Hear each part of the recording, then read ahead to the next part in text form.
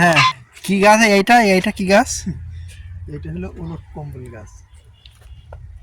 কি নাম? ওলট কম্বল। কি করে এটা? কাজে যা করা বা তাই হবে। Merry Christmas! এইটার নাম কি ওলট কম্বল গাছ? আচ্ছা, কি করে এটা বলো? তা তুমি যদি বিড়িয়ে খাতি খাতি বলো তাহলে মানুষে কি বলবে রে? ইয়ে হইলে ধাতু রোগের কাজ করে। আচ্ছা, কি মানে আর কি ধাতু রোগ কি? ঘন ঘন প্রস্রাব হয়, প্রস্রাবের আছে যে ইয়ে আছে আগে মানে প্রস্রাবের আগে পরে সুগার ভাঙে সেইগুলা। ধাতু ভাঙে, যার ধাতু হ্যাঁ, তাহলে আর কিভাবে এটা মানে আর কি করতে হবে?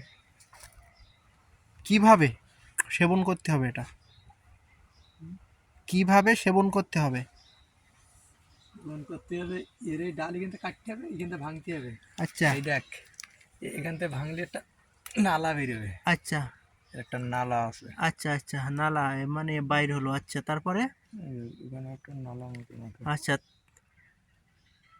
আচ্ছা, ইয়ে পরে পরে তারপরে মানে কি হবে? এইভাবে পিস করতে হবে।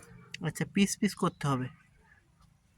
কয় পিস করতে হবে? 3 পিস? ধুয়ে পানি করে পিস, 3 পিস 4 পিস 5 পিস যাওয়া হয়। আচ্ছা, করে তারপরে?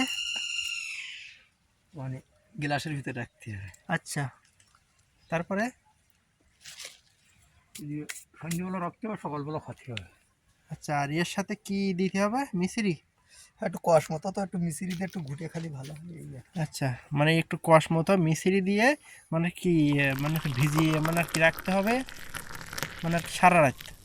তারপরের দিন মানে কি খাইতে হবে। খাইলে পরে প্রস্রাবের হচ্ছে গিয়ে জ্বালা পোড়া বা মানে আর কি প্রস্রাব হচ্ছে হওয়া, ঘন হচ্ছে প্রস্রাব হওয়া, তাদের ওইটা থেকে তারা মানে আর কি নিরাময় হবে। আমাদের কবিরাজ